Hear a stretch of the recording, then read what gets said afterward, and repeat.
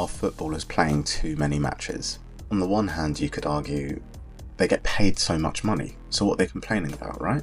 But on the other hand, you could argue the World Cup having 48 games and the Champions League, Europa League and Conference League being expanded as well. Are players just going to reach that breaking point and be subject to more injuries? Regardless of which side of the argument you fall on, this is a very divisive topic in football, and I think it's time we get to the bottom of it. We're going to look at the main arguments on both sides and try and get to the bottom of it with statistics. We're also going to uncover a dark and sinister reason as to why this is all happening in the first place, so stick around to the end for that. But enough of the chit chat, let's get stuck in. So let's take a look at the 23-24 season. As you can see, Newcastle lead the way in terms of injuries last season, and when you combine the total of every team's injuries, you get 3,052 games missed. Bit dramatic. I know it's a lot, but I wanted to look into this a little bit deeper. So what kind of injuries are people getting? To answer this question, we turn to this man. Who is he? Jason McKenna. And his job title is the head of content for Premier League injuries. The most interesting thing he said was that hamstring injuries were on the rise. They've seen a 90% increase in hamstring injuries over time. Now that's an alarming statistic, and that suggests that maybe they are being overworked a little bit. And with the introduction of VAR, which is a separate can of worms that we will deal with in a different video, the average football match is becoming longer with more and more minutes of added time being added on. I can only imagine what Fergie time looks like in a VAR world. But do a few minutes at the end of a game really make a difference? At the end of the day, they're athletes, right? Should this really be impacting them this much? Well, let's look at the arguments on the other side.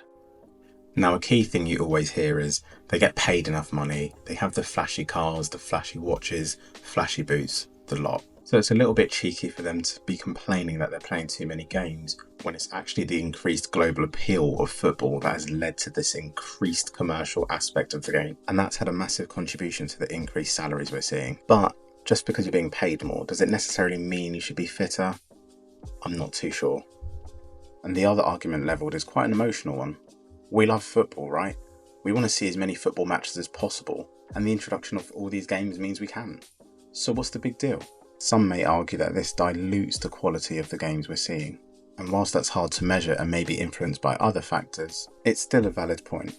But to get to the bottom of the issue, we need to look at how many games players used to play and compare that to how many games they can now potentially play. We're going to go real old school and start in 1955, because that's when the Champions League was founded, or as it used to be known, the European Cup. So in 1955, the European Cup was made up of 16 teams.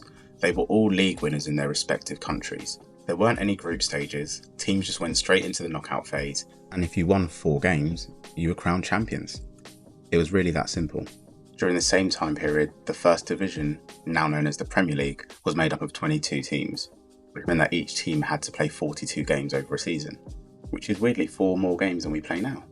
And with the FA Cup, assuming you're a Premier League team, you'd enter at the 3rd round, and if you won all 6 of your games, you would win the FA Cup. And as for the League Cup, that wasn't founded until 1960, so players didn't have to worry about that. So in 1955, players could play up to 52 games. Now let's look at the 2000s. So at this point, the Premier League's been formed, there's now 20 teams, and it's 38 games a season. As for the Champions League, well, the format's a little bit complicated. There used to be 2 group stages.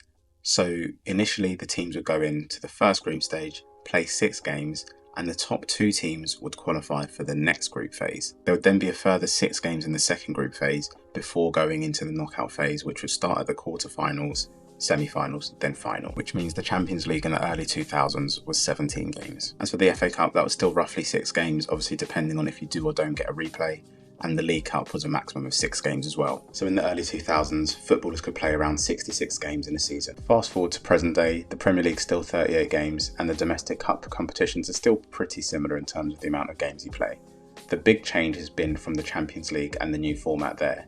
So teams can play up to 16 games in the new Champions League format. So when you add up the league matches and the cup competitions, you can get anywhere between 67 and 74 games. Now I don't know about you, but I thought the increase in domestic games would be a lot bigger from the early 2000s to now. The reality is, the gap isn't that big. So why are players complaining so much? Now the answer may lay in the World Cup or the Euros. Both tournaments have been expanded quite a lot since their initial iteration. But even then, it's 2 to 3 more games maximum per tournament. So again, it doesn't really move the needle when we're talking about player overload and player welfare. We've been so consumed in the player side of things, we're not considering the more dark and sinister reason as to why there's such an increase in games. It's money. And that's the key motivator for the people at the top of the football pyramid. They don't care about player welfare, they just care about commercial revenue, and sadly that's the state the game's in. And whilst you could argue the volume of games is manageable at the moment, how many more games will continue to be added to the calendar? That's the concern I'd have. But there's an additional reason why I think footballers might be getting injured and why people are complaining about workload. And it's nothing to do with the actual football matches. It's actually related to the tactical revolution of Pep Guardiola. I believe he's the key in understanding all of this.